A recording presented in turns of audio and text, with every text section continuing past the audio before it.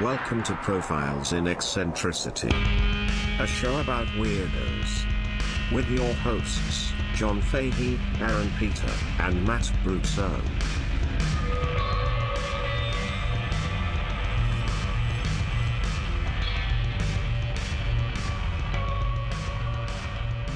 Hello, folks. Welcome to Profiles in Eccentricity. It's a show about weirdos, doggone it. My name is John Francis Fahey. I am your host. Joining me, as ever, is Michelangelo's David Duchovny, Aaron Joseph Peter. That's me, man. The truth is out there. The truth is in here. Mm-hmm. By that, I mean my pants. The truth is up in damn guts. Truth is down there. To your right, my left, of course, handsome Matt Brousseau. Hi. Hi. Hi, how are you? No. Good. Since we left you last time, the subject of our profile has ceased to live. First ever on the program. I smell conspiracy. In the first episode, he lived to cease. Yes. If you know what I mean. Oh, you mean he was a He killed something. Yeah, Killer. yeah. Killer. Do you think he heard it and just like, they're on to me? Yeah, probably. Gotta go. Yeah, he's like, if the PP boys are on the case, Yeah. it's over, Yeah. dude. I'm soaked. I'm as good as gone. I'm like a log and I'm goosed. So, do you remember kind of where we left off? Well, yeah.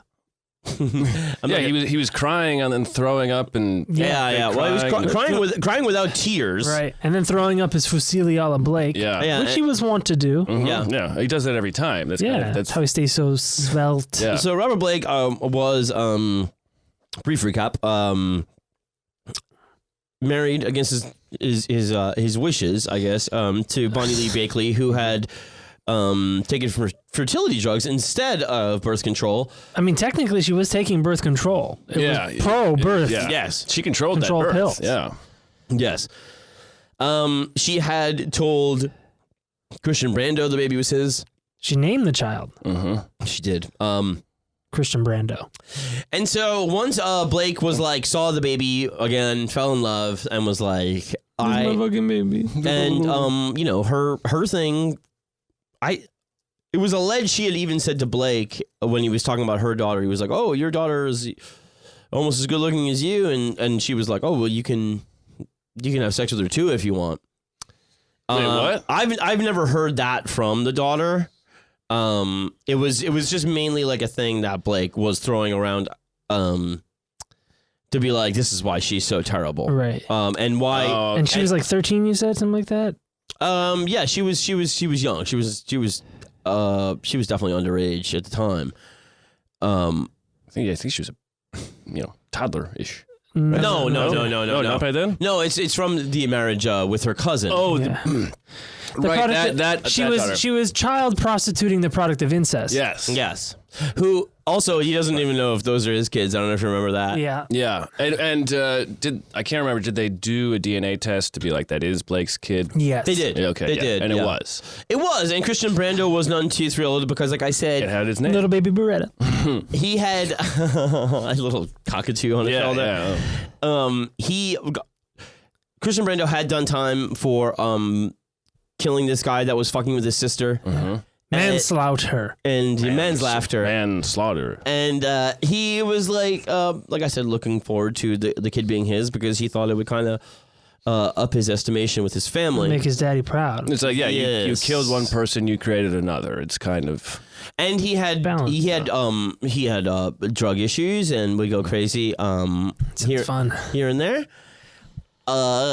And so after Bonnie Lee Bakley is killed, they did have to follow up on that because she had recorded him saying, you might end up with a bullet in your head. He said, not from me, but like, he's like, what you're doing is like, you're fucking with Blake, you're fucking with me.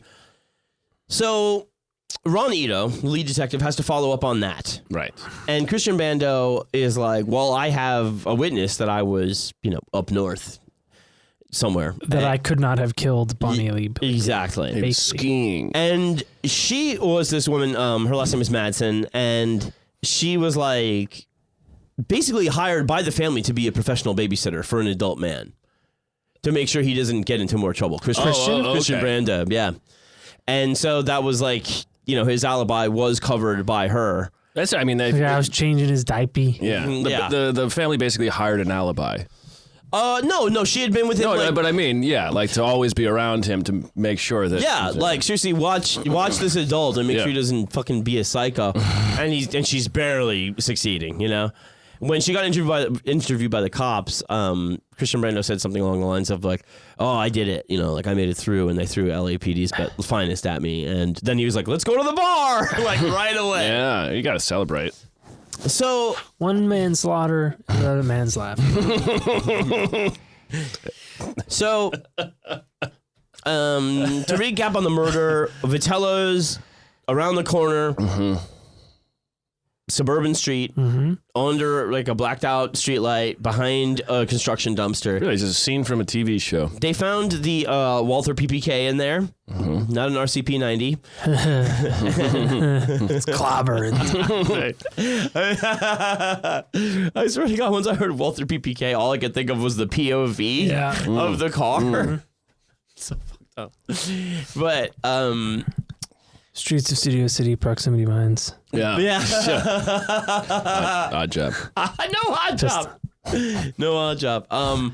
So he was not seen going back in to retrieve the gun that he said he left in the booth. The waiters were like, yeah, we bust the table right away. There was nothing in there. They didn't see him again in the restaurant until after the murder. What he was like, for again, he said like at first it was like she was beat up, and then he finally said she was shot. So like he like you know. And some people in the restaurant said he was doing weird stuff, like, you know, pulling at his hair and, you know, throwing up in the bathroom and talking to himself. And other people in the restaurant later would come out and they were like, oh, yeah, he was laughing and joking. He nodded to me. And they were like, so there's these conflicting accounts. Eyewitness testimony, the most famous, unreliable. accurate. And yeah, and also, like, you know, it is a thing where, you know, people were still psyched, like it's Robert Blake. Yeah, you know? Yeah, exactly. You're like, so Robert Blake. You can imagine that plays into it. Yeah. And so, you know, he's got this thing where... Would you remind us of the year again that this happened, like 2000? Yeah, a couple of months before 9/11.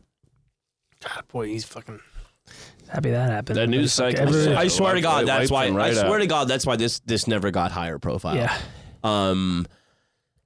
And you know, shit, I mean. Then the Wall of Sound guy killed people. Right. With the hair. Right. What's his name? Spectre. Spectre. Yeah. Another name. Bond reference. And they had people in common too, of course. You know, another fucking of course. L.A. nightmare. But Spectre actually got found guilty. But so I'm having a bad hair day. Oh, he would wear the wigs. Wigs? He would wear wigs, like crazy wigs in the courtroom because he was, you know. Dude, I didn't think those were wigs, bro. Yeah, no, he would this thing? those things. The afro? That is the most baller. And he would change them. Oh. During the trial. It's like, so did Marsha Clark. can Yeah. you imagine the jury looking at this being like, oh yeah, he's not crazy. Yeah. The guy that comes in with a different wig every What a day. great way to get insanity. Yeah, well, they could be like, well, he didn't do it, but the guy yesterday. The guy that I know killed those people Yeah. did not have Albert Einstein. It was the man with the afro. Couldn't have been. Your Honor, is there a bald man in the court? I'm sorry. I don't see one. But so they find the gun in the dumpster and He threw it in. Oh, right, because he said it was a robbery. no. Or like some randos showed up and killed them. Well, his eventual thing was it was somebody that she was burning through her her mail order romance business, Right. And she had pissed off so many people, including people like Christian Brando. Yeah.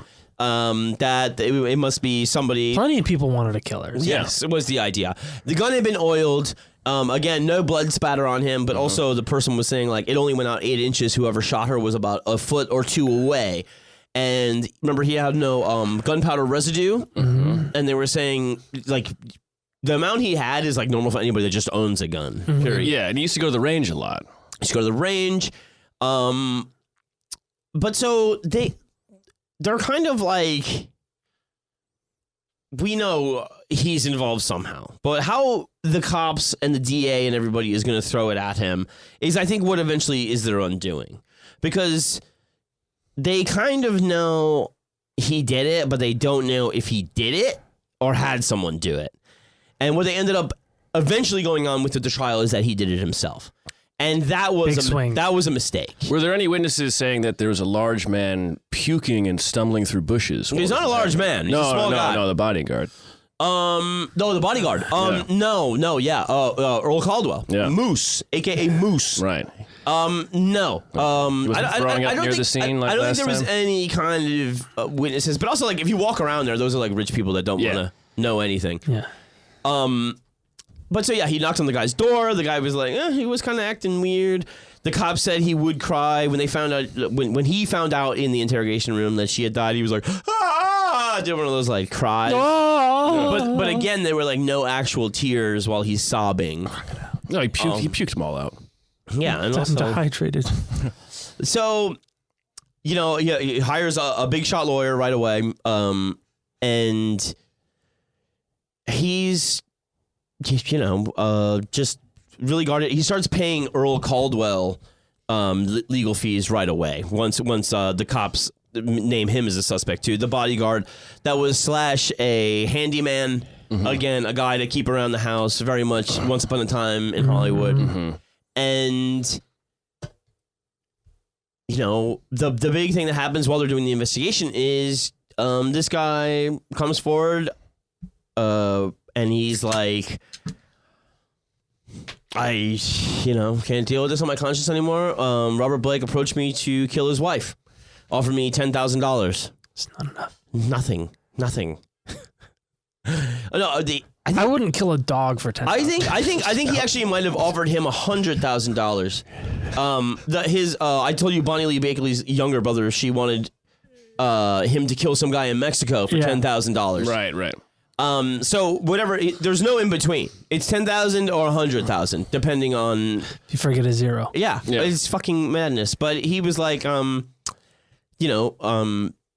he asked me to do this thing, and he ran through possibly doing it while they're on their honeymoon out in the middle of nowhere, where getting dome. Caldwell was seen with a gun in the bushes while she was, giving brain to Blake. So Caldwell is saying this? No. Some other guy. Yeah, this is his name is his name is Gary Wiz.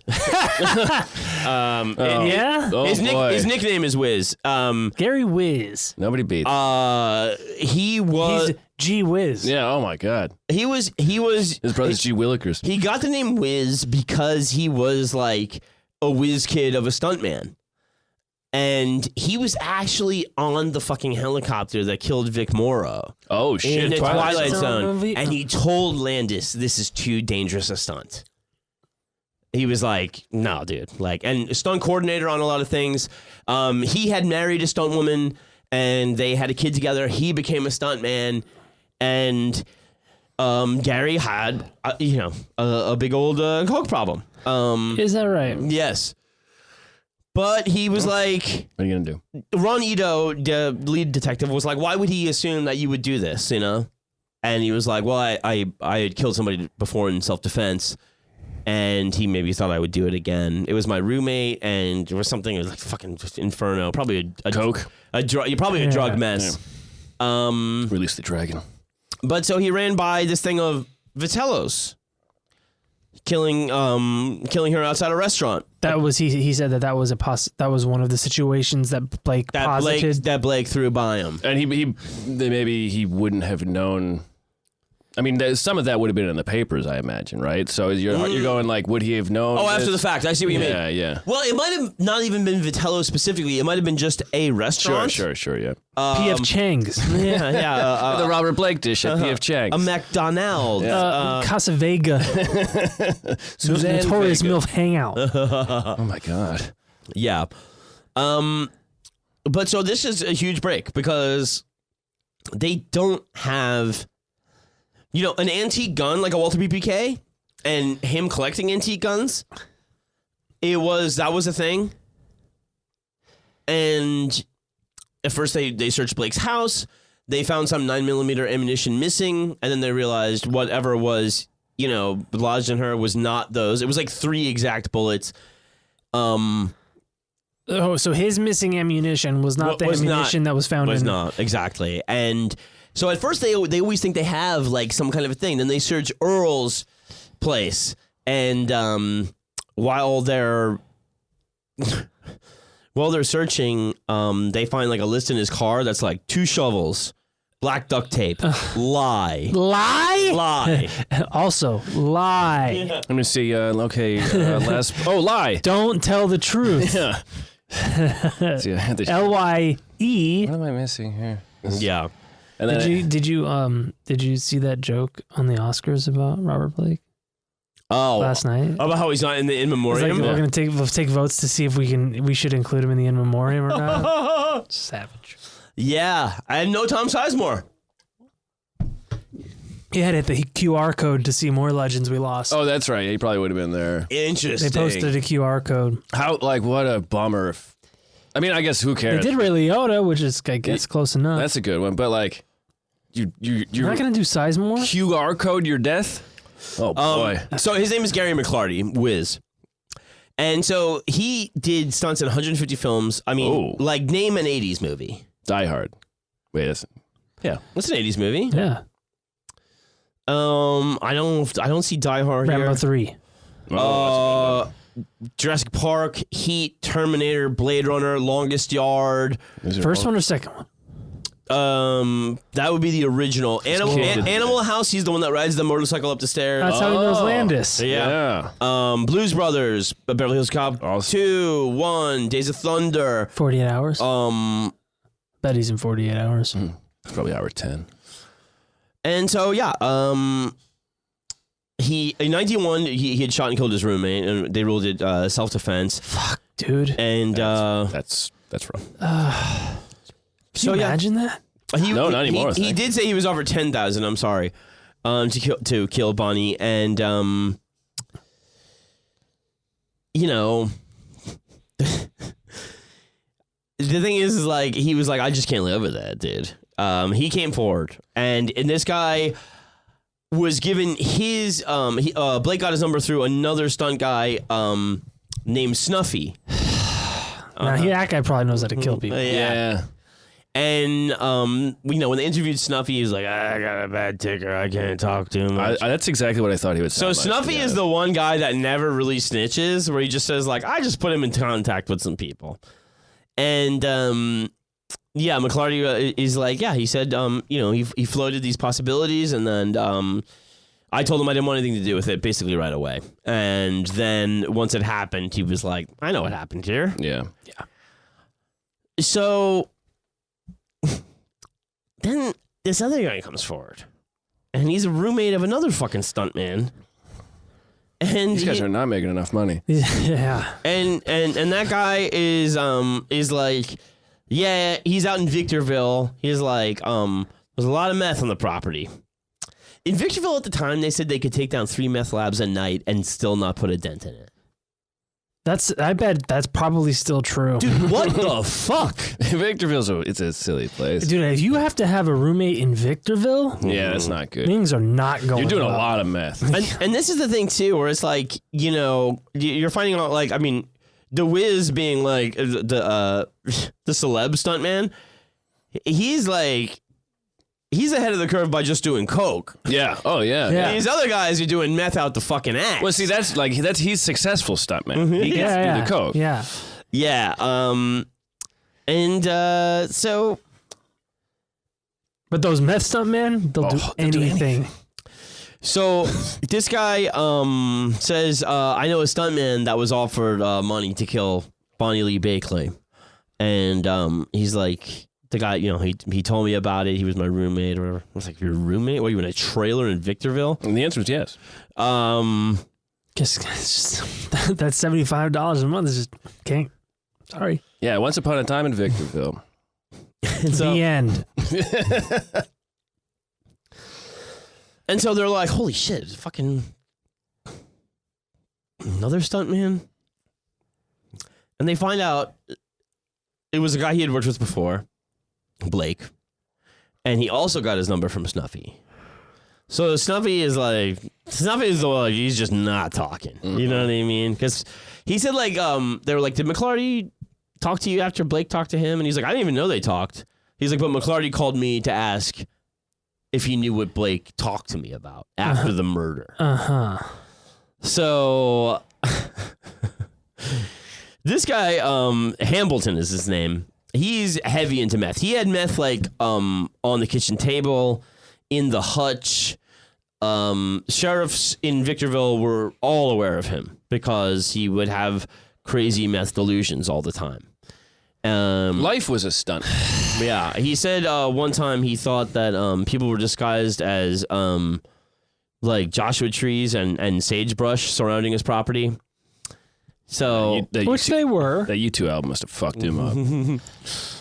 and they were like, they came out, they're like, Was he a dealer or just a local user? oh, a cooker? I mean, you know, a cook.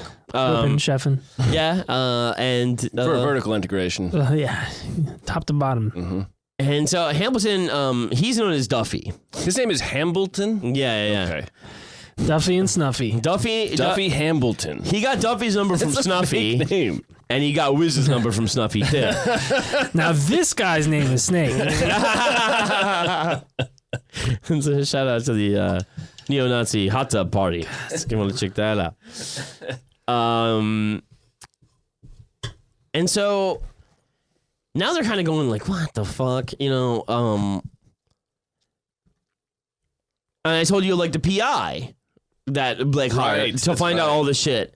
He goes, he had showed the PI like somebody could just come in here in the guest house through this sliding glass door and pop her. Like all of these guys use like the verbiage that like that Blake would use. Whack, pop, you know, all of his New Jersey shit would come out.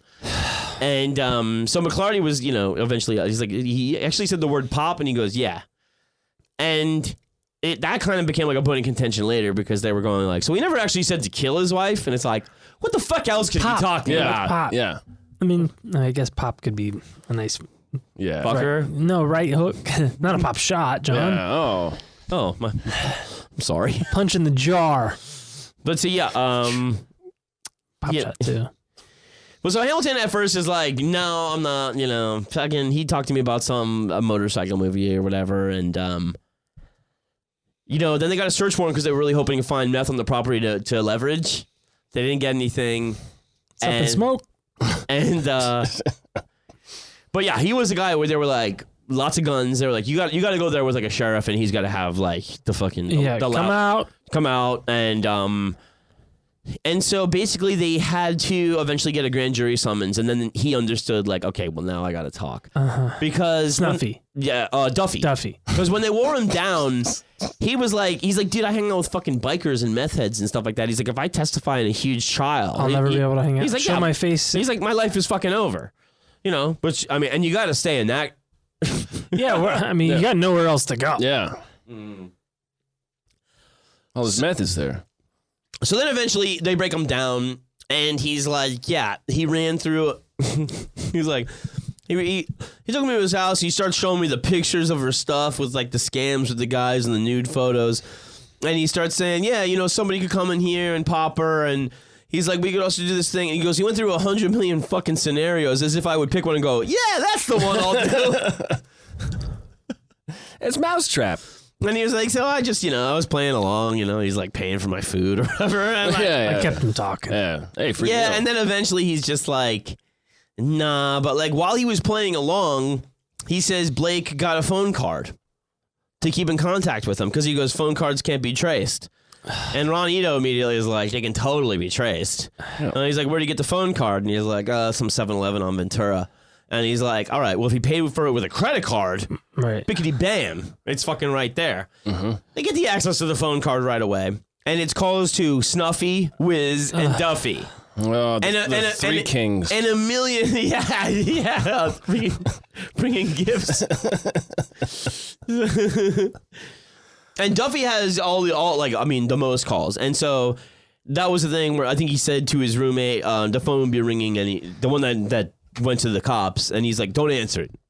He's like, it's going to be him. And then once it happened, basically the roommate said that Duffy was bitching. He's like, oh, now all these fucking phone calls, like they're going to be after me. And he was like, another guy that was just like, no, I don't want to fucking do it. And Blake allegedly would get angry and be like, if you're not going to do it, I'm going to fucking do it myself. That sounds good. Yeah. if you don't murder someone, I will. Okay. All right. Yeah. And so, you know, the thing is that like with Hamilton with meth and McClarty with coke and their delusions of like people tapping their phones and enemy conspiracies of their own families and all this shit, they ended up not being credible people at all. Yeah, only Snuffy, who ironically didn't do any drugs at all. I don't know, man. That guy. His name's Snuffy.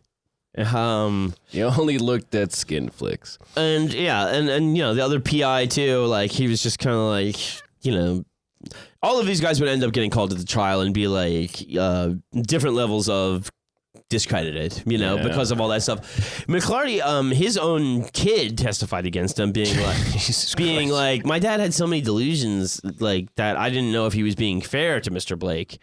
And he goes like, and his wife, they had his wife testify too. Like, my God. And he's like, who's this case about? And they were, and she was testifying. She's like, he was on coke for 33 years of our marriage. Oh my God! And we were only married for 12. Time flies. And they were like, oh, well, why didn't you try, you know, alerting people that he was stunt coordinator for, like on Twilight Zone the movie? And he's like, where did this guy's all coke? This guy's all coked up, and he's like, that'd be like reporting coke to the coke dealers. Yes, exactly. You know, like it's Hollywood. Did he work Did he work on a John Land? Did he work on a John Landis movie? Yeah, he was on coke. But so. Yeah, he just told me to land this helicopter right on a fucking person's head. I'm gonna land this thing somewhere. Give him. Yeah, the son was like, he said he had been offered $10,000 by Mr. Blake, but it was to beat up some stalker. And so that was all he heard. But also, like, I don't think you're telling your child who's following in your career footsteps. Yeah. I'm the kind of guy that people come to kill their wife. Yeah. So, you know, so, you know, Blake is going to trial. I think they've already taken his house and stuff like that. He's paying for Earl Caldwell all of his legal fees because they're doing this thing where it's like they're charging him with murder and they're also charging him with conspiracy to murder. So like the prosecution's narrative was never which one is it? Yeah, which one is it? You know. And you can say like just offering these guys, that's conspiracy, right? Yeah. But their narrative was, when the conspiracy failed, then he took it upon himself. He did it himself. Yeah. But ultimately, in the case, they would never find anything physically that tied him to it. And that, to me, just reeks of he had somebody else do it. And, like, even to go check on her, like, he has no blood on him. Like, if she's slumped over, fucking bleeding out from that, like, don't you, like, turn her head to be like, hey, what's wrong with you? No. He runs to some guy's door. Yeah, so hey, check this out. Not a drop of blood on him. There's no gunpowder residue. There's nowhere for him to like wash up quick. Yeah. Well, in the restaurant, but he could have washed his hands in the restaurant. Wasn't seen in there until after it happened. Well, that's what I mean. Yeah. Well, he could have washed his hand, shot or washed his hands. He could have puked all over. But they said you would really have to scrub to get all that shit off. Oh, okay. Yeah. The gunpowder residue. One of the jurors was like, dude, I'm fucking mad into guns. He's like, I can feel it getting on me from other people shooting near me. And like I said, the one cop threw his fucking clothes in the trunk. And it got gunpowder residue. Just best in price. So one of the things that's interesting, and this doesn't get put into the trial, the judge doesn't admit it, is Madsen, who is the babysitter of Christian Brando. She says, once I heard Duffy talking on TV, she goes, I remembered hearing him on a phone call with like a few other people, and he had this low kind of raspy voice, and she's like, once I heard his voice on TV, she's like, I recognized him from that phone call, and it was a phone call where Christian Brando was saying, somebody should fucking kill this woman. About Bonnie Lee Bakley. So Christian Brando even wanted her dead? Yeah, he said it on the phone. Yeah. He's like, yeah. On the phone, I thought he said, you're going to end up with a bullet in your head. Not by me. Right, but that doesn't necessarily mean somebody should kill this woman. It is very interesting, though, that he would happen to know the same stuntman. That's very interesting. Yes. And that's the thing where it's like, that really hasn't played out more, because at that point you go, so two Hollywood guys might have gotten away with murder? Like, did they collaborate on this? And what did she do to deserve it? I mean, both these guys hate her. Now I'm not saying he should have killed her, but I understand. No, I mean, you know, the thing is true is that like with her sister and her kids that even she was allegedly prostituting, which again, allegedly, they all were, you know, they all stuck up for her and they all said they loved her and all that.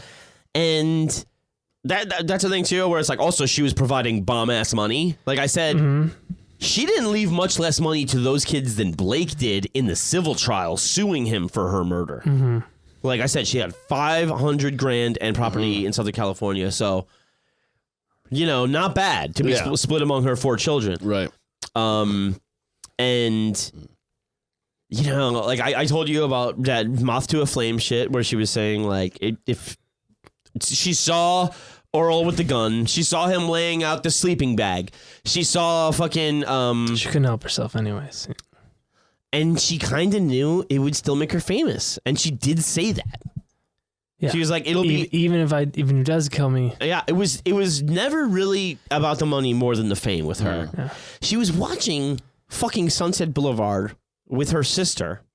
And she's like, it was a favorite of hers because she was like, it was this Hollywood starlet that never gave up on her dream. Totally misses the point. That's not exactly the It's plot. like, no, it's a delusional woman that walks her way into a murderer. Yeah. By not giving up on her dream. Yeah. It's like... And believes the delusion to the very end. To the very end. And so there's a point where, you know, somebody gets shot in the head in the movie, and she says to her sister, what do you think it's like to get shot in the head? Really? She says that to her sister. She says that to her sister. And very few people can answer that question. And her sister goes, what? And she's like, I'm picking the movie next time. Yeah. And what do you think it's like to be a turtle? And all, like, her friend, her sister, her friend Judy, they're all saying, get out of there. They're like, it's going to be bad. And I think a lot of the threatening from Blake was to be like, get out of here. Like, just get out of here before I do what I'm telling you. He told her I had a bullet with your name on it. Oh my God. Yeah. And it's gonna be a big bullet. And so one of her friends is like, telling her like, yeah, you're gonna die if you stay there. And so then she goes, you think there'll be pain? She goes, I hate pain. You're like, oh, Bonnie. Yeah. I'm sure getting shot will be painful. Well, you get shot in the head. Yeah, I know. Maybe not. Yeah. I mean, she hung on for a minute though. But it was like the shot in her head. It was like, you know, you hit her brain, but she was still, you know, hanging on like. Fucking. Oh God! And then the shot in her shoulder also hit her. What do they call it? Artery. Carotid. Aorta. Carotid artery. So she was definitely. I mean, you know, arteries are carotid. Travolta did it. Yeah. Oh my God. Oh my God. It's so carotid. The blood spatters everywhere.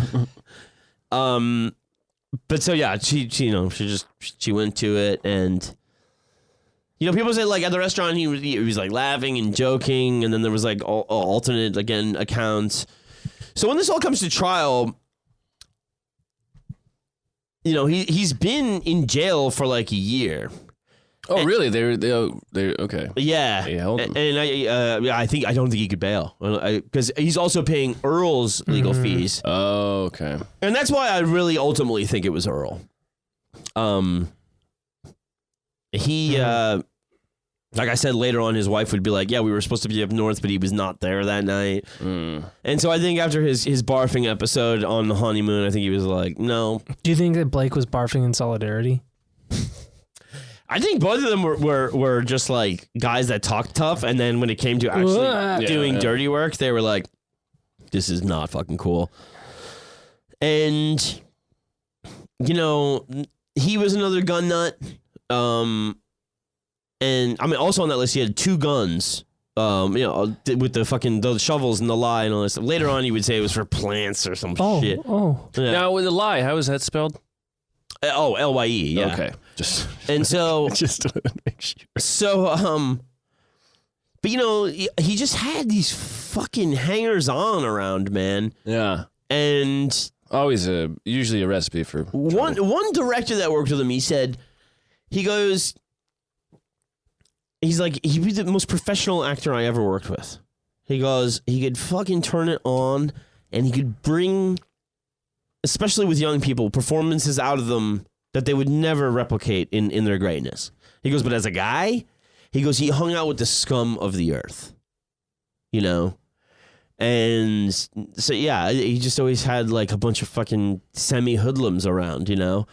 And it's weird too, because like, it seems like it's after his drug phase.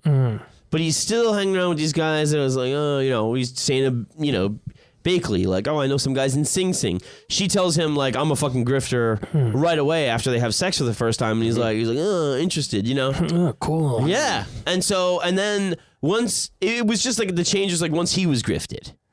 And him thinking he's, like, the street savvy one. Like, it's all good until you do it to me. Yeah. And so... You know, all these fucking people that, you know, show up in this thing, you're going, good God, it's one fucking nightmare after another. But it is very weird, I think, that they did not include that thing about Christian Brando. And it could almost be that Hamilton was paid by both of them. You know what I mean? If she heard him on a phone call... Duffy. Yeah. And Blake has a million calls to him from a thing... It's like... We'll give you money to keep quiet. You know. Right. But yeah. Do you think that maybe like Blake and Brando, like they just went 50-50? They went 50-50? Well, it wouldn't seem to make sense because at first there was resentment over... The child. I thought it was my baby. Yeah. And Brando said something to the effect of, oh, yeah, when I saw Blake with the kid, he was kind of smirking. It pissed me off. Like that sort of thing. But then there's just some other weird shit that also doesn't come up in the case that has a lot of weird red flags. And it's from a neighbor who was interviewed by the police and they were not interested. And then he was so like, this is fucked up that nobody's talking about this, that he just started posting on a Court TV message board. What? Under a pseudonym. And then the defense team got a hold of him and was like, hold on, what are you talking about here? And we'll take a quick break and I'm going to tell you about that.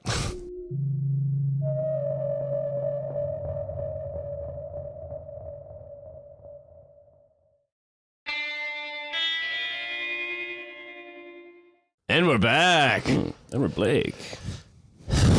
Now, I want to just play a little clip that I was really happy to find here because I found out Robert Blake was a regular Johnny Carson really enjoyed on The Tonight Show. And it just so happened that him and Orson Welles shared an episode. This would be during Beretta, I believe, 76. I did not know that. Yeah, based on Johnny's outfit, this would be late 70s. Like that. Is he wearing a his hair? Plaid? You're doing fashion forensics on Johnny. Oh, well, I mean, Tubi has a Johnny Carson channel. It just streams Johnny Carson. So, like, I'll watch so cool. it. Yeah, that is and you'll cool, be like, man. I mean, I saw Dana Carvey on there before he did the Carcinio. Yeah. You know? So, he wasn't going to see him. Yeah. The first Carcinio he liked. Yeah, so there's this one great car. So What a brilliant mashup. Carcinio. So funny. So He's funny. coming out doing woo, woo, woo, woo. who's the guy who played Superman that broke his neck? Christopher Reeves. Christopher Reeves. He was on Carson once, and he's telling his story about how he was in a movie and he was riding a horse in the movie and got loose, and you're like, Jesus Christ, stop this! Somebody go back in time. Somebody somewhere in time him. It's probably somewhere in time. Oh, he's probably probably was. wearing a. Right, I mean, that's the only other fucking movies he was in. But they don't have fucking Cars there. It's all, when it's he all, goes somewhere in time. it's all horses. Oh yeah, they'll do it. Anyway. Mackinac Island, I believe. Oh, I don't know. It is. But that is a people. It's still a pilgrimage. People go to that hotel and everything. Jane Seymour, that are big fans She's in of Somewhere in Time. and that's a Matheson. That is. It's Richard Matheson. Did all things converge here on this show? They do. I mean, we got Orson. I mean, It's like a rat king. if you have any interest, listeners, and you're not a member of the Patreon, if you have any interest in learning about Orson Welles, We've just been tearing through my lunches with Orson. Yes, Yeah. there's a book. Which is a book. It's not Matt having lunch with Orson. I mean, I play Logjam. It's almost like as Yeah. if it is your lunches with Orson, late lunch. Yeah, except- I love you as Logjam. me too. Yeah, I think you do a better Logjam than Logjam. I think so. Yeah. I think so too. If you play your cards, Also, right, is that guy alive? Can we find him? Probably. Logjam's probably alive. Yeah, he seems like a healthy guy. This is Henry Jaglom, by the way. We Yeah. call him Logjam, but Henry Jaglom wrote this book. Yes. Or no, well, he recorded He it. recorded- he recorded lunches with Orson Welles because he, With Orson's permission. with Orson's permission, because he was finding out that he just would say such outrageous, outlandish things, and also Orson's a wealth of his of history, about Hollywood, and it's towards and we reenact it, we reenact, and it. it is It's incredible. It's my Yeah. favorite. And you're really great at it, Aaron. Yeah. And You I would both- say you're you're both really great. great. I would say you're better. I think you know what I love is seeing your face when you do it. I don't know what it looks like when I do it. Because when you do the thing with like, when you do that, I do. you do like a half eye closed, like you make it musical. It's nice. Oh, Yeah. that's great. Yeah. I'm glad you enjoyed it. Matt, do you like it as much as John? I love both of yours. I think There's different levels. There's of different like, instruments. Yeah, Yeah. it's true. Yeah, how do you pick, man? No, I can't. That's why I picked the page. I picked the pages you guys get. Aaron gets so noticeably louder. Oh so God, funny. yeah. Yeah. He blows it out. I'll tell you one day. It's like, Okay, anyway. but so anyway, I want to play this little clip. We love horses. We're gonna go back to the whole murder intrigue, of course. Yes. But I just want to play a little clip because this is part of the saga of Robert Blake, which is him as a Carson guest, which, much like Burt Reynolds, it was something he kept doing and savored, and it's like Norm on Conan. Yeah. It's that thing, but It's good for his career. yeah, it is. I mean, everybody's watching Johnny at this time. Everybody There's is nothing else watching. on. Yeah, and if Johnny liked you, that also could be because, like Letterman, he would have those people on where it's like, oh, you're a fun fuck up. Yeah. And I think that was kind of the thing here. And Robert Blake really played up his outsiderness, shall we say. But it just so happens we have our favorite Orson Welles on the program. He is the lead guest. He is promoting F for Fake at the time. Okay. Oh, So okay. this is late 70s. Yeah, 76, I believe. And there he is shaking hands with Ed, and we're going to play the clip. Oh my God, this is just a time capsule.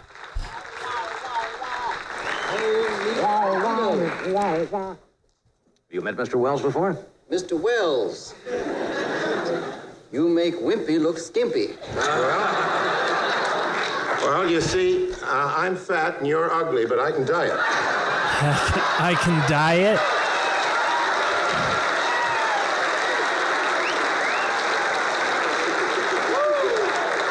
I think I'm going to lock up early. So I actually watched the whole interview, and Robert Blake reminds him that they did do that one thing where Robert Blake played an Arabic child, and Wells, of course, doesn't remember. Probably has an anecdote about Arab children. Yeah. Tiny Arab man running around. I said that man's gonna kill somebody someday. Yeah, but Hey Omar. you also see very much Blake, or excuse me, Orson in very affable late show guest mode. Yes. And then, so immediately after that happened, he's like, "No, I'm a fan of yours." He's like, "I enjoy, He's like, "I don't mean to, mess." And then they have a good crosstalk. There was a lot of crosstalk, and then later on, they brought up this guy that was doing, some sort of Stunts? self psychology, better help stuff. And Blake is like, because he. One of his complaints was, I've been going to the head man, quote unquote, the shrink, for years, and he's like, and it hasn't really helped I me. still want to kill people. Yeah. And again, you can't underestimate, like what I was saying about his father, and they said his dad would like put him on a leash and stuff. Well, I mean, no, I'm so fucked up that I knew you would think that's funny. Well, a lot of parents put their kids on fucking leashes. Yeah, But they don't get lost in the mall or something. You know? Yeah. Pup play. Yeah, this wasn't It wasn't this that. wasn't helicopter parenting. Yeah, this was like, you motherfucker. Yeah, maybe if the helicopter was the Twilight Zone helicopter. The Vic Morrow parenting.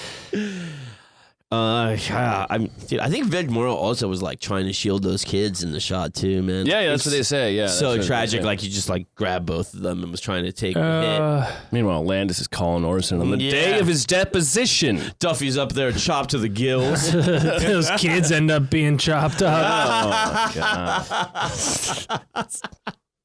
Everybody was getting chopped. Yeah, it's a choppy time. But so this is Robert Blake from the Toxic Fame book, which I've been reading on the Patreon. $5 a month, extra show a week. You get a lot of good stuff, honestly. We just got rid of a lot of people that have been listening to the Patreon for upwards of 5 years without paying a dime. We got rid of them? We got rid of them. How?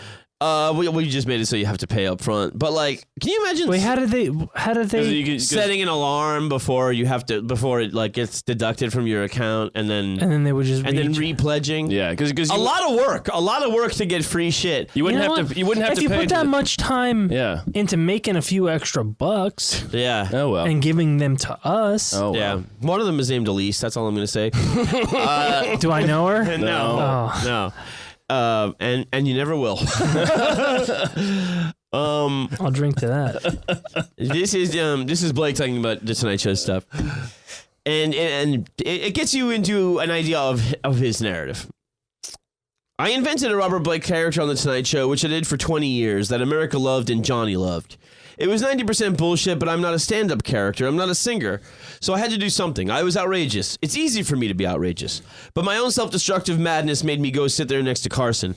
It was a lot like that movie Network. When I did finally start cracking up from working too hard for too long, they loved it. They said, hey man, the nuttier he gets, the better. Maybe he'll cut his own throat on the show. Jeez. They shouldn't have done that. Somebody should have come up to me and said, yeah, Robert, we love you. But do you realize how badly you're hurting yourself now? But they didn't. The more outrageous I got, the more they had me on. Johnny used to just goad me on. Yeah, Johnny knew how to get the show he wanted. Well, I mean, it's the same thing with Harvey P. Carr from American Splendor and Letterman. Yeah. Oh, yeah. But or Harmony Korine? Or Harmony Korine or from Back to the Future. Andy. Oh, I was going to say Andy. Andy Kaufman, definitely. Yeah. Andy Kaufman or no, Biff. Yeah. Marty's dad. Yeah. Yeah. Name is escaping me, but I know it like the back of my. Wait a minute. Whose hand is this? Whose dick is this? This is something he says in this book. I spent my life making a silk purse out of a pig's ass. That's the mistake I always make. I shouldn't have done Beretta. You don't go from In Cold Blood to Beretta. You do a series on the way up or on the way down. The whole goal in life is to avoid doing a series. Doing a series is the rectum of show business. It has the least to do with... No, definitely not anymore. It has the least to do with acting or art or dignity or self-respect. Wow. He's ripping on Columbo. But this is the thing where it's like... ripping on your own choices and acting like a victim, that is very hard for me to stomach. Yeah, there's a you lot made going those on choices, with pal. Yeah. Yeah. Nobody made you go on fucking Carson. Right. You were eating it up. No, like... Dude, people would kill to be on Carson. Yeah. You killed after. Yeah, like... Yeah, Bonnie would die to be on anything. And she did. And she did. She's on this show. Yeah. I mean, that is the thing. It's like, you go like... Yeah, I mean, she really got enshrined with this thing, and she knew she was kind of just a grifter or whatever. But, like, you know, people also said, like, when you were in the circle, like, she would give you half of anything. You know, also to her, it's all stolen money or whatever. Right, it's free. But she would be very generous, and she was very, very much that way.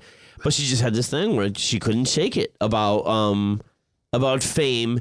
And a lot of it was just because while she was dirt poor and not able to shower at her grandma's house and getting made fun of by everybody, right, that she was just thinking about fucking Frankie Valli and all these people. And it was her Equus. Yeah. Yeah. Who begat Sequus? Yeah. I mean, I wonder... We got Fleckwis, who lived three score years. I mean, come on. Can you see some... I mean, there's some sort of psychological parallel, I feel like, between her and Blake and they're growing up. It was a toxic, if positive, negative feedback loop. Yeah. Yeah, and that's the thing too, is that like, it's really his ego that gets in the way of like they actually should have got along. Yeah, because they're both, I think those people they just can't get along. Yeah. They can't get along with themselves. Yeah. So it's this, couples that hit each other. Yeah. Kind of thing. This guy killed her, but like it's kind of one of those things where like, oh, you're made for each other, but you're like two magnets with the same pole. Yeah. Well, I think being him fancying himself the dirtbag and being out dirtbagged. Yeah, how dare you? Was just something he couldn't do, and then it was like, and now you're gonna be cornered, and also I understand, not killing her, but I understand the thing of like, how am I ever gonna trust this person that is just professionally duplicitous? Yeah, but he also doesn't understand. This is the victory parade for her. This is putting all of that behind. Yeah, and he brings her into the circle because she doesn't even need the money. I mean, she's making more money than him at that time. He steals the kid and then he still brings her. Yeah, as far as having a gold digger goes. Yeah. I mean, really, she was just a fame digger. It was, exactly. And like, that's as good as you're gonna get, dude. Mm-hmm. Yeah. She's got her own money. She just wants to, table scraps of attention. And she signed the most obnoxious prenup of all time, which I explained in the last episode. That's right. Everybody told her not to. Yeah. And she was just like, no, as long as I get him, that's it. They're like, what are you getting? And she's like, him. That's it.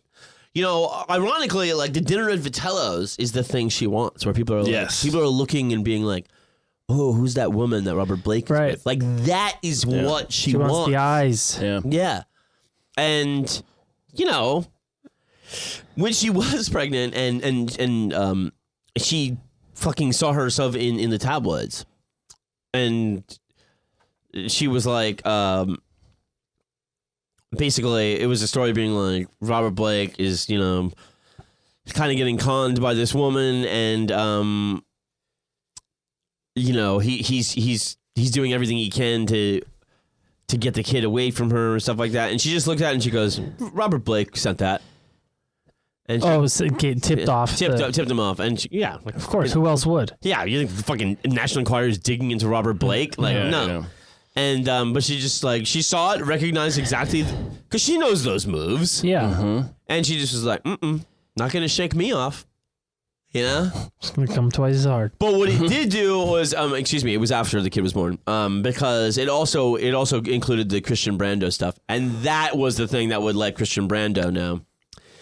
Now, the thing I was going to get to that I described before the break was there was a neighbor whose name was Brian Pebblecorn.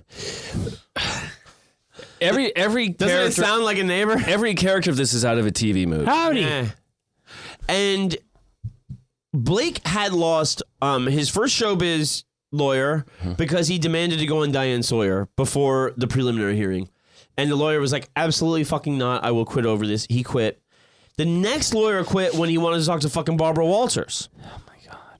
And I think in his mind, and then he would micromanage whatever lawyer was after. Yeah, that. by the time he gets one. It was like, OJ was very much the same. I'm not surprised. OJ would be very much like in coach mode, like to the legal team, being like, all right, guys, like, what are we going to do here? Like, during the trial. And OJ's going, well, I can't believe people keep asking me about Robert Blake. Yeah. OJ, he had something on Twitter. Well, he did the thing with the Murdoch guy. And he said, I think he did it, but thank God for reasonable doubt. Yeah. No shame. Well, he just wants to stay. They're just in their own. Yeah, it's a whole nother world. It's just insane. But so Blake won on. I think the first one was maybe it was Diane Sawyer, but so he did actually go on one of these. He did lost a great lawyer because of it, and he has him quote. He's like, what are they gonna do to me? He's like, they took everything from me. He's like, they took my past, they took my future. He goes, what are they gonna do? Take my balls and make earrings out of them? Sounds pretty cool, man. Oh my God. And again, the victim. Right. Fucking had your wife killed, you idiot. Yeah, like you should. They took my wife from me. Yeah. What do we That's owe it. you everything? This for is what you're complaining about? Yeah. Not that the fact that my wife is dead? Yeah. Yeah. Yeah. And you knocked on some guy's door to come out and actually move her head around and get blood all over himself while you wouldn't touch her. Hey, check that out real quick. Yeah. What's that about? Touch that. It's all fucked up. And Robert, you loved your wife, right? Well, But so yeah, all of this stuff is of course going to come out in the trial, but that weird Christian Brando stuff was not admitted, which I think is very suspect. Don't get me wrong, I think Robert Blake killed this woman, yeah. but also Christian Brando might have been involved too. Right, yeah, sure. The thing is that it would have led to a thing where it would have been like, oh well, maybe he did it. Now another thing that wasn't brought up, and not really investigated by Ron Ito, or admitted as evidence by the judge, was this guy who was posting under the screen name Apollo on the Court TV message board. Okay. Because he was going like, some other neighbor was like, oh, you should talk to Brian Peppercorn. He's up in everybody's business in this neighborhood. You know what I mean? And forgive me for not remembering the last name of this guy. But Make something up, and we'll believe it because the rest of them are Yeah. fucking ridiculous. I'm going to say Stiffy I Johnson. just can't remember right now. I'm going to say Smith, whatever.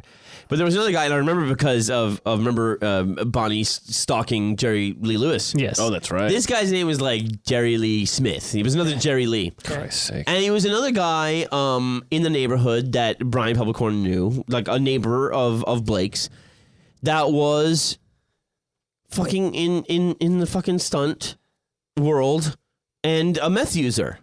God, there really is a lot of meth in this story. Dude, I swear to God. And they were like, Brian told, it took 90 minutes for him to tell everything to the cops. And he said Ron Ito looked annoyed because it was basically stuff that might have pointed away, I think, from Blake. And this is now the third attorney for Blake. He said, I've never even heard about this interview. And, this guy is like, I was like, I just saw weird shit going on in the neighborhood. And I was like, I didn't put it together until after. But he's like basically said that he saw Christian Brando in the neighborhood. That this guy, Jerry Lee Smith, was a meth user and would have a lot of transient types coming in and out of the house. And one of them was this straight up homeless dude that And what did they live in? Brentwood? Hollywood Hills? Oh no, he lived in Studio City. Studio City, yeah. well, the where one of his restaurant houses restaurant was definitely there, but I think he was definitely somewhere in the valley. But Brian was like, and he was especially good for the defense because he was a big time LAPD supporter. But he also had a good heart, so he was like, he would see some of these sketchy dudes in the neighborhood, and he was kind of a neighborhood busybody, and he would see some of these meth heads coming from this Jerry Lee Smith's place. And he was like, he hired one of them to help him restore Lincoln. And Restore Lincoln? Restore a Lincoln? Oh. Yeah. They meant like a statue of Abraham. No. He'll rise again. But Like the South. he said, this guy one time was like, he also said he saw Duffy in the neighborhood. And he said this fucking homeless guy he's working with was like, can you cash a check for $10,000? Oh, God. And he's like, how does a homeless guy have a check for $10,000? And he said it was for some really heavy shit. And he said that this guy killed himself a few months after. the homeless guy killed himself. A few months after The Blake. the Bakley murder, and that he actually killed himself in the car. The Lincoln that he was Restoring? Yeah. Jesus So he Christ. killed himself in this guy's car. And then Ito is like, all right, well, what about this fucking Jerry Lee Smith? And he goes, he turned on the car in his garage and put himself in a sleeping bag and fucking and offed himself. What the fuck? and none of this was fucking thrown around in the trial, which is like, bro, what the fuck? Well, I mean, it comes down to the prosecution going like, we need to present something to the jury that they understand. Yeah. And will believe. And how do we, like, all of these threads are too loose Right. to make a case. I know, and that's the thing, is that, like, they should have just charged conspiracy. Yeah. Right. Sure, Like, sure. the minute they decided that he actually shot her himself and had not a stitch of evidence, they fucking lost. Yeah, yeah. And the optics from the jury was like, they saw like all these people in the fucking prosecution, and then they just saw like a newly white-haired Robert Blake. His hair went snow white in the meantime. Oh my gosh. And one lawyer that was, in over his head, Just the kind old of. country bumpkin. But, this guy was like, he just took down he called, like I said, Wiz's kid and wife against him. Called Hamilton's neighbors saying, oh yeah, this guy thinks trees are people and out to get them. Talked about all their delusions, aliens, fucking crazy shit. And the one private investigator, he kind of held strong where he's like, oh yeah, Blake was like, will you do this? And he's like, I don't do that shit anymore. And then the guy goes, oh, well, you used to be in sketchy shit. He's like, I'm not on trial here. It's really funny. But then they said this thing, oh, he's acting weird in the restaurant. The defense then calls people from the restaurant saying like, oh yeah, I would see his car parked there before. Right. Like sometimes he would just Not valet. Yeah. And other people at the restaurant being like, yeah, he nodded to me, he said hi, whatever. And like the one waiter saying like, how did he seem? He was like, yeah, he seemed fine. I don't know. And After he threw up that fusilli, he was great. He was a new man. well, no, he might not have seen that, whatever. But like, this one point in the trial, or he goes, they're like, can you point to Mr. Blake in the courtroom right now? And he goes, hey, Mr. B, how you doing? And everybody laughs, including Blake. But when the prosecution wrapped, they played this clip that was from his Barbara Walters interview, where he was like, oh yeah, we had planned to move her family out here. He had in the prenup, none of your family come near the fucking property. Yeah. And he's like, we plan to move her family out here and blah, blah, blah. And then they played a clip. So that was the thing. The lawyers are quitting over this shit. They entered as evidence. Right. And then they also... Rightfully so. Yeah. And they also played a clip from him talking to somebody in jail. Because, all of that shit's admissible. Uh-huh. And it's him going like, he's like, that family's going to be fine. He's like, those fucking vultures are never going to get near Rosie. His daughter's name, Rosie. Uh-huh. He's like... So the point was like, he never fucking wanted these people to get near the kid. It's a lie, And when he left the courtroom, you could hear him sobbing down the hall. Like, Yeah, they were like, But could you see him sobbing? was there real tears? Yeah. yeah, I don't know, but so then the defense, they just played they did this fucking really ballsy move, which is play the same clip but longer, which made him look more like a loving dad. So they When you say longer, they let it go continue. past. Yes, exactly where the prosecution ended, and and they really appealed to this thing where they were like, yeah, this has been a nightmare for Blake, and they see this old man like and a lot of them also know him as Beretta and stuff, and they don't want to believe he did it and stuff like that. And there's definitely, I think, some not just Hollywood but also white Hollywood privilege there too. Sure.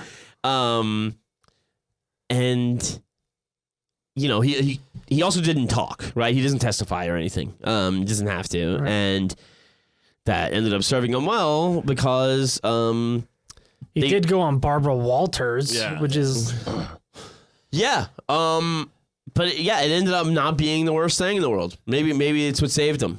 wow.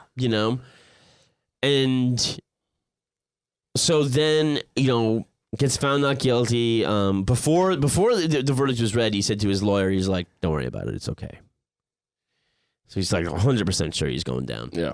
And he fucking starts crying when he reads the verdict. Comes out of the courtroom, and he immediately gets bolt cutters from a camera crew from the news and cuts off his ankle bracelet and the lawyer like holds it up over his head.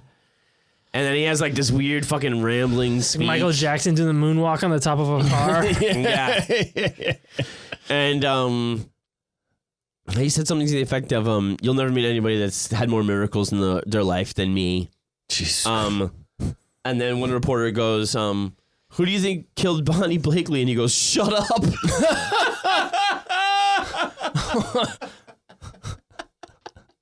Oh my God. Oh God. That's what miracles will do for you. And yeah, so and he did like a Piers Morgan interview and stuff. He would keep popping up. But the civil suit follows, right? And then they can put him on the stand. There's far less burden of proof. Yeah. And they said, fucking, yeah, you did it. You're and responsible. when he was on the stand, he would get combative with this lawyer who, by the way, was like a super rookie, major noob. But the Bakley family was like, man, this guy's fucking like going to get him. And he went to the trial like every day. And he was just like, I want to fucking work this civil case. And he got Bakley on the stand, or Blake on the stand, and he got him to get angry a lot. Yeah, that's a big part and of it. Blake started threatening him and stuff, saying it's not a threat, it's a promise, shit like that. With like a judge. Yeah. And he was like, he yelled at the judge to censure the lawyer, and instead the judge was like, no, you need to control yourself, dude. And the jury in that trial was just like, we did. He was his own worst enemy in that thing. He really fucked himself over. So that was for a wrongful death, $30 million. Appeals. Fuck. Appeal. Did he have that kind of money? Appeals brought it down to 15. No. Sold the house. He's offering 10 grand for murder. Yeah, dude. How bad do you want it? Yeah. And I think the appeal brought it down to 15, and I think ultimately, and then he declared bankruptcy, and he fucking maybe only paid out 2 total. And so up until he died, he was in an apartment in the Valley. He would do occasional YouTube videos and stuff like that. Comic Cons or something? Yeah. Yeah, I think he had like a let me sell my shit type thing Yeah. to raise some money. Here's the gun I used to murder my wife. Right. Yeah. I mean, and then of course, Quentin Tarantino started picking his brain from Once Upon a Time in Hollywood. Uh-huh. And he has, of course, the Cliff Booth character possibly kill his wife Right. in the movie, and then in the book he says very much that he did. Oh, okay. And I really want to talk to you about the one thing we know about Tarantino, and I know this is going to seem like I'm going after him, but I'm just asking questions. Oh boy. But you remember the thing of recently where you talked about his mom that you brought up that you sent to me, where about how she didn't get the Cadillac? I don't remember this. Okay, give me some context. Quentin Tarantino was saying, he was like, Is this in his book? no. This was in some interview, and Okay. you sent me the clip of it, Okay. and it was or an article, but Okay. it was basically quoting him as saying, when I was young, my mom was like, "Oh, you and your silly little screenwriting, you're never gonna do anything." Right. And then he's like, I helped my mom out of some tax problems. Oh yeah. But he goes, but she never got the Cadillac. He had this little bit of resentment. I never spoiled her. Yeah. And Because she had mentioned she always wanted it or something, like she always wanted that type of thing. yeah, Or he was comparing it to Elvis. or something. he was saying, He's like, yeah, I never bought her a fucking Cadillac. once you make it, like you should spoil your mom. And he was like, no, I never did that. Yeah, I like that a lot. I like that he didn't. I know you do. It's very it's not petty because he still helped her out, but he didn't like, he didn't advance her station in life. Right. Because Well, she didn't believe it wasn't the It was all the black guys she dated that fucking made the impression on him. Well, no, they weren't even guys she dated. It was like her Roommate's brother, boyfriend. Yeah, exactly. But she did only after a while. But I think there's a vibe from that movie and Once Upon a Time in Once Hollywood. Upon a Time in Hollywood, where it is. The point of it is, what if a couple of Hollywood tough guys were living next to where Sharon Tate lived? Right. And this is how I think they would just kick ass and save the day. And then ostensibly, the 60s don't end.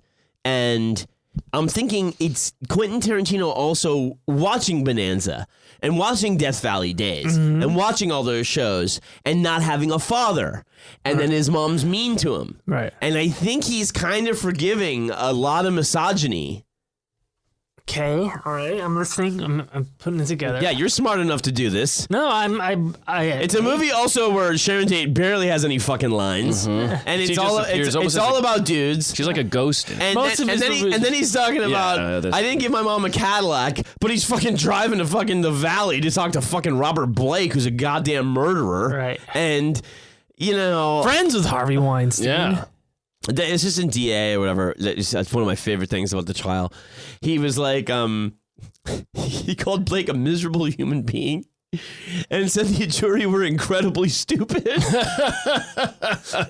And the jury foreman goes, your people picked us, bro. Yeah. I mean, But yeah, I think that like there's something where I was like, ugh. So yeah, what are you getting at about Tarantino? And There's a grossness there to me about that movie. about Once Upon a Time. Yeah. Yeah, that's why we didn't like it when we saw it. I mean, but it's just it's also like, the thing where I found out when that movie was coming out, where it was like, oh, Polanski from France, from exile, from fucking cornholing a 13-year-old, is like, oh, I want to see what that's about. I heard you're making something about Sharon Tate, and Yeah, it's Tarantino like Hitler wanting to see Inglourious Basterds. Yeah. And Tarantino let a friend of a friend come in and read the script or whatever, and it's just kind of like, okay, so he gets a pass and he gets a pass and your mom doesn't. Like, there's just some gross shit to me. You know what I mean? And I I can see that. Yeah. It's like, they go into like in the Cliff Booth character. They also say he killed as many as 3 people. And like I was saying, how many people did Robert Blake kill? Right. Or did he kill? Because, like I said, just the one guy in Mexico he wanted to kill. Yeah. Again, for $10,000. Big spender. Nobody served from buckwheat. Yeah. Is he okay? He's pretty fucking far from it. Bakurayote. But yeah,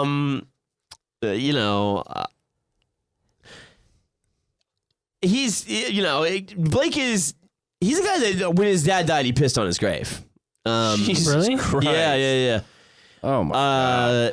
That's fine. I don't got any problem with that. Yeah, he's dead. If you're on a leash and you got to sit in your own shit in the closet, piss on that thing all day. I'll piss on the Take a fucking fucking thing. shit. No, I mean, I get it, but it's not the mark of a well-adjusted person. Well, yeah, and you maybe don't want to say it. Yeah, don't Yeah. admit it. Keep it to yourself. Yeah. But yeah, to me, to dedicate the book solely to Robert Blake, I think is bad. So what did he get from Robert Blake out of like? well. what did He listed a few people in the film. I don't know if you remember that. There was like the filmmaker would like to thank these people for their stories. Okay. And there was like maybe 8 or 10 names on the screen, but the book is just solely Dedicated. yeah. And I mean, I wouldn't be surprised if fucking Tarantino threw him some money or whatever to get all of this stuff because Sure. there's even stuff where like the stunt coordinator played by Kurt Russell, his wife, remember, doesn't like Yeah, Cliff doesn't. Booth? Yeah. And her sister's name's Natalie, and that's a reference to Natalie Wood. So there's just like this like kind of bevy of like Dead people in Hollywood. dead women in Yeah, Hollywood. yeah.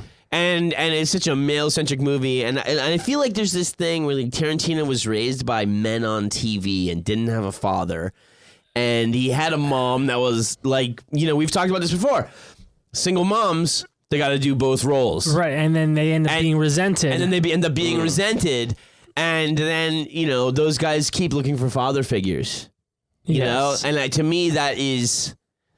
To me, it's a fantasy love letter to Hollywood masculinity. TV dads. I think TV dads. And Well, I can't wait for Tarantino's next movie about fucking the Huxtables. Yeah, well, it is. It's called Once Upon a Time. It's a fairy tale. Right. yeah. But does that make sense? You don't understand what I'm saying? Yeah, I think there's a lot to tease out there. I think it's a very interesting observation and theory, and I think there's a lot to pull apart. Yeah, I was hoping you could help me do that. Well, but maybe on like, on the Patreon. Seems like you're stunted, kind of. Well, I'm a little slow. I mean, he's no Duffy or Or Stuffy. Snuffy or a whiz kid. Snuffy, Duffy, Moose, and Wiz. Yeah. Yeah, Oh my God. I got to think about that a little bit more because, he also. Don't get me wrong. Like, I guess this is not a Tarantino centric podcast. This is Right, Robert right. Blake. no, it is, but it's a Patreon. thing where I kept getting there and finding out more, and I was just going like, I'm just thinking about spending time with this guy and knowing how he's the victim and the hero in every story. Blake, when you hear him talk, Right. Yeah. and that to me is just like Oh, well, it's a sign of piss off. sociopathy. Is like I'm the tough guy, but I'm also the victim, which Right. is like Trump. fascism 101, Yeah, right? Yeah. Yeah, I just it might be a thing too where it's like, This goes out to all the haters. well, and it might be a thing too where you would go like, if he just put it out there and he was like, here's like some gross side of Hollywood stuff, and here's some of, the cool shit. But to dedicate it to him, to me is like, what is that about? And I think at his point in his career, he's like, what are they going to do to me now? Right. Yeah. Make balls out of my ears out of my balls. Yeah. So that's an interesting point because you can understand. Let's say he didn't dedicate the book to him. Mm-hmm. You can understand the historian Drawing from it, yes. in Tarantino wanting to not let those stories pass with him. Sure. Yeah. Which they have. They're gone now. Those stories are gone, other than what he extracted from him. Right. Yeah. So, that's an absolutely valid pursuit on his part. Right. To dedicate the book to him is a very interesting move. A reach. But also, like I said about his lawyer was like, okay, this guy's a pain in the ass. Two attorneys have been fired. The lawyer was like, I believe he's innocent. I don't know. It's a lawyer. It's a liar. It'd be Whatever. I don't think there'd be some sort of conflict of interest if he thought he was And guilty. also, it might be a thing. He said he was guilty. And listen, it might be a thing too where fucking Tarantino might have believed it. I don't know. Well, he was friends with Harvey Weinstein. But there's a lot of fucking smoke there, man. I mean, too much for my blood. Well, it's not a good look, certainly. But I also am, just astounded by the government's case against him without including this Christian Brando shit and stuff from the neighbor that is like a fucking, a chatty Cathy. Yeah. Like, what the fuck are you doing? And you did you nothing physical. Like, all those jurors are like, they're not incredibly stupid. Right. What are you saying? Did he conspire to kill her, or did he kill? shoot her himself? Pick one. My thing is, I think he had somebody else do it. I think he didn't go back to the restaurant. I think he waited around the corner to make sure it happened, peeped in the window to make sure it looked right, like she's going to go, and then started knocking on doors. That's my opinion. Yeah, that makes sense. You never think he went in back to the restaurant, even though No. people saw him? They didn't see him go back. They only saw him after the murder. He said... Isn't that going back? No, he said he went back to the He said he restaurant went- to get his gun, to and get his then, gun. then she was shot. And that's why she was shot. so he's saying there's 3 visits to the restaurant. The initial, Dinner, going back to get the gun. and then after the murder. Exactly. And they're saying we only saw 2. And nobody ever saw a gun. And he had a gun on him. So that to me says, if Earl fucks up, if Yeah. Moose fucks up, then maybe I might need to. Yeah. Right. But I think he's kind of too smart for that. Well, he'd clearly been thinking about it for a while. But to me, there's oh my God, yeah, like the fucking Duffy was saying, like, he just kept throwing scenario after scenario and running the same scenarios that he had said to other drug addicted stuntmen. Oh my God. And they remember her physical movement. And That's kind of the thing. he drove Duffy to Vitello's and was like, see, you could like hide there, like in that alley, like These that, guys are experts on blocking. Yeah. that'd be a great Yeah. place to jump out, like, oh my God. We could do a pincer movement. Yeah. If you were going to kill my wife, you could be there. You could be there. There's this great book by OG. I didn't do it, but if I yeah. did. Yeah. Yeah. So you're you should there, read that. Snuffy's there, Luffy's over there. Tuffy's here. Any one of you could do it. I'm on my Huffy. So when Bonnie was buried, Blake at the service was just talked about Rosie, just talked about the baby, and said he's like, I didn't want to have a kid, but Why was she called Rosie if her name was after Christopher Brando? oh, they changed it once it was proven. Oh, okay. It was Blake's, and apparently you have to do that within a year to not pay more shit. Oh, So she changed it. And but they put on Bonnie's gravestone Bakley Blake, so she actually got his last name. oh, she got exactly what she wanted. Yes, Wow. yes. It's there for eternity. Yeah. Wow. And one of the tabloids that she had a relationship with, she told them make sure they have a good photo of me if anything happens to me. So she was so aware. Oof. And definitely fucking going for it, or at least rolling the dice. Yeah. I mean, I guess he gave her what she wanted. Yeah. I don't know. Like, the thing is, he was already getting away with so much with the prenup, with having the baby with his daughter who wanted a child. By the way, when the trial was going on, that daughter had then got pregnant. What? Yeah, his daughter had. How old was she? Oh no, from his first marriage. Oh. The one that he gave Rosie to because she wanted a baby. Right. And Delina Blake did raise Rosie And she her was own child. She would be like 24 now. And she said in the last few years she had reconnected with Blake and they just never talked about that night. Wow. Yeah, I can imagine. Yeah. Because, don't forget, she's definitely going to have some relationship with her mom's family, too. Uh-huh. And, yeah, it was weird. It was like, by the time the trial was happening, this 4-year-old was going to be an aunt. You know what I mean? It was crazy. But yeah, I just fucking got pulled into it from the Lost Highway thing, and then I got fascinated with this the whole deal, and just the fucking meth and the Hollywoodness of it all. It ended up costing, like I said, it was the most expensive investigation at the time, and a lot of that was because they had to go across the country talking to everybody that she might have wronged out of money, and they had to just cross off all these things, and ultimately they fucked it up, and I think The LAPD? and I think after OJ, like I said, they were so gung ho about not fucking it up that Oh boy. they were I think defense attorneys were thinking they're gonna win. And that's why they were like, this guy's talking to the media too much. Let's get the fuck out of here. And they kept leaving and shit. But yeah, this is another thing he said about Johnny Carson. In 1968, Dustin Hoffman did The Graduate.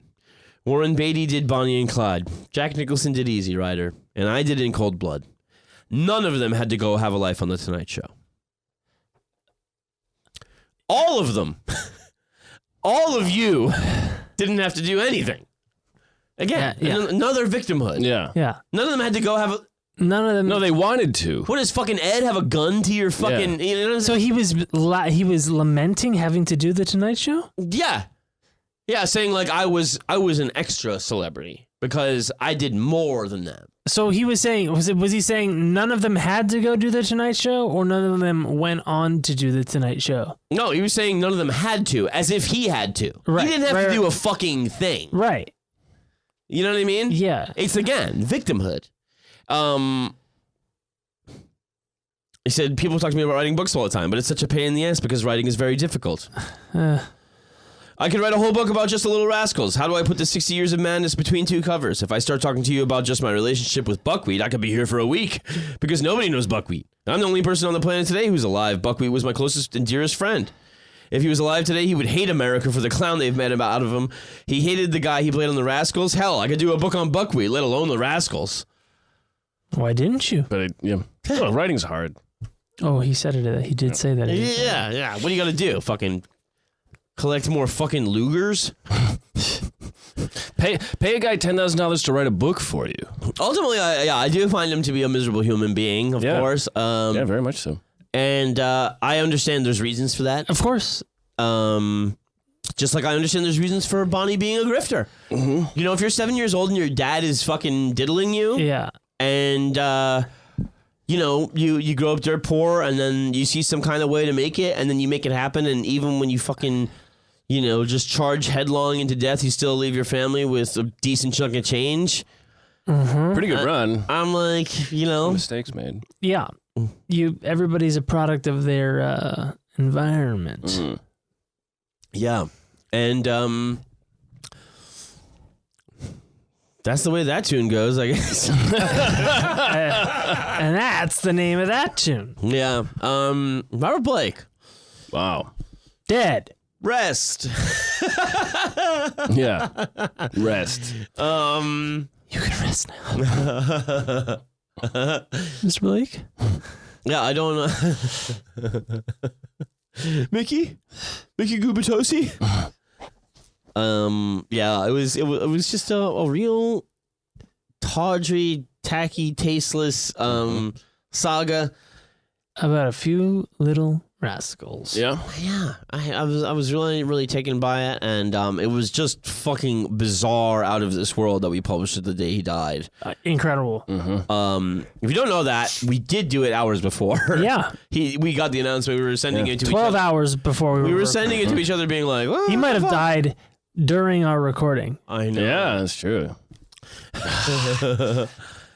And yeah, I haven't heard anything about a funeral or whatever. We should go. Yeah, We should. probably Yeah. Bring the recording equipment. Yeah, we'll just play the Do podcast. do a live play-by-play Yeah. type of thing. Bring a cockatiel. Cockatoo. Cockatoo, cockatoo. Very interesting. Or To see cockroach. It's interesting to see who's there.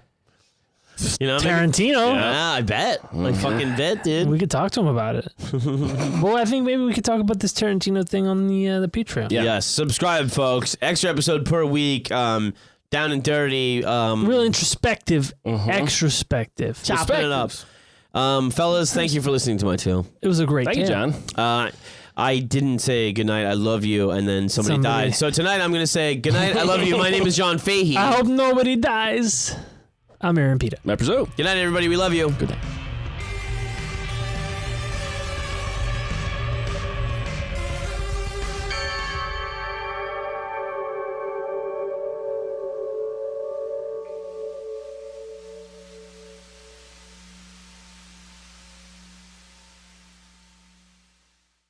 Starburns Audio.